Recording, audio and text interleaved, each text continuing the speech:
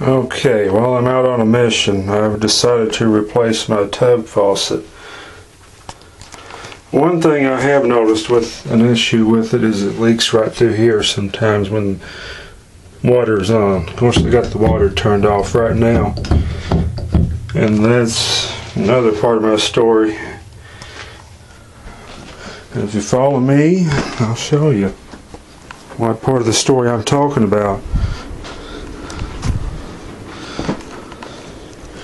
As you can see here, I had to go under the house, or actually not really under the house, but reach my arm in under the house, turn the valve off, and because there's no shut-offs on this side. It looks to me like there's been provisions for some right through there, but they decided to skip out on it. So I want to install some shut-offs while I'm at this project. And what I have here are just some basic tools like the so-called crescent wrench. There's a few different sizes, pipe wrench right here, and the so-called channel locks. I don't know the real names of these pliers, but other than basically the trade names, I guess what you'd say. And we're going to try to get this all apart here. For starters, what I've been doing is disconnecting the shower line and using the crescent wrench. And it's just about to pop out of the hole right in just a minute.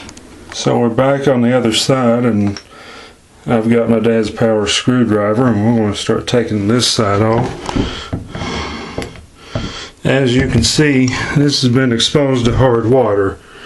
The people that owned this mobile home before we did, they had hard water for sure.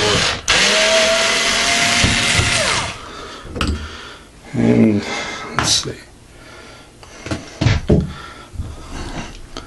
It's got that off. And these, I would assume, are going to take a while.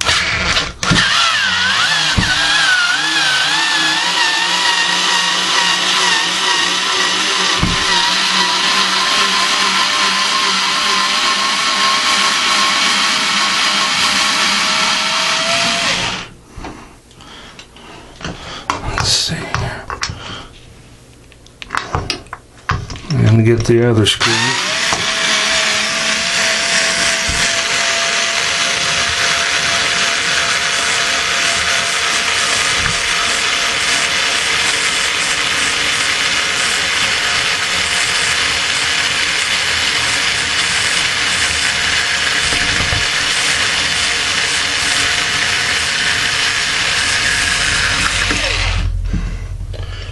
That saves a lot of hand turning, believe you me.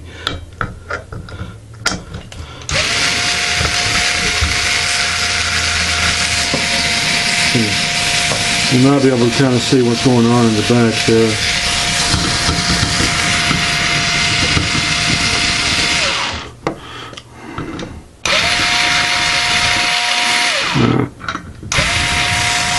Alright, here is what it looks like installed. It's kind of, I guess, say dry fitted for right now, though. I had a bunch of trouble tonight. It's been probably about 2 or 3 hours since the last video. I had a time trying to break the old faucet off the pipe that was down there. And not to mention the time that I had trying to break the pipe off the valve that was in there. But you can see what it looks like now. Really nice. This is what's left over of the faucet.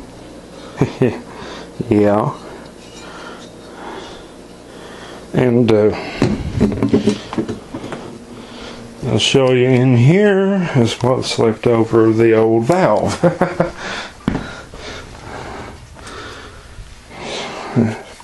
Originally, these 3 pipes right here that are down in the handle, they were connected to this. So I had to literally beat and thump on it to get it loose. And just show you comparison, This is the old valve. You know, it's really beat up right now. But just for comparison, look how much beefier this one is. You know, that's an American Standard. This is, I don't know what junk. But yeah, right in here in my hand is the whole thing that turns water on and off and adjusts the temperature on the old valve. I got to get some parts tomorrow. The original, I think, connectors that were on this broke. They were plastic, and given they were about 15 years, they were brittle and broke.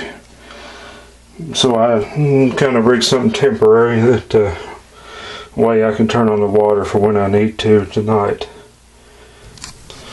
Okay, it's the next day, and 3 trips to Lowe's and probably about $60 out of the pocket there, and got this faucet on Amazon.com though. It was about $60.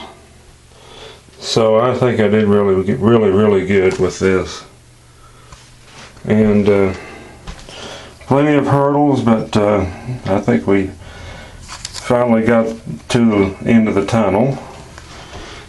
And here it is.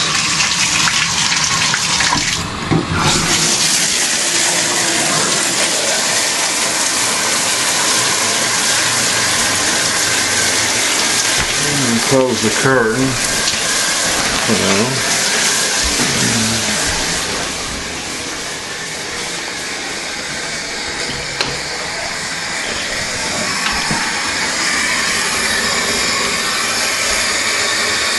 a new fitting up here for the shower. All new fittings down here, and the introduction of shut-off valves in this area.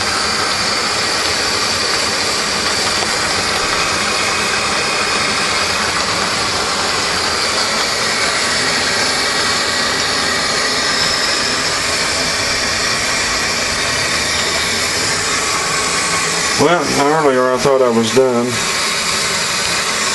but then I came in this room and I had a geyser coming from this part, so I had to replace that, and it soaked this whole board. Luckily it didn't. This board was in front of the computer, so that didn't get wet, thank goodness. And you can see where I got just a little bit wet right there. I haven't finished drying up things yet. I'm going to leave this panel open for a day or two, and we'll inspect it for leaks. And but I think right now that it's working fine, you know. Thanks for watching.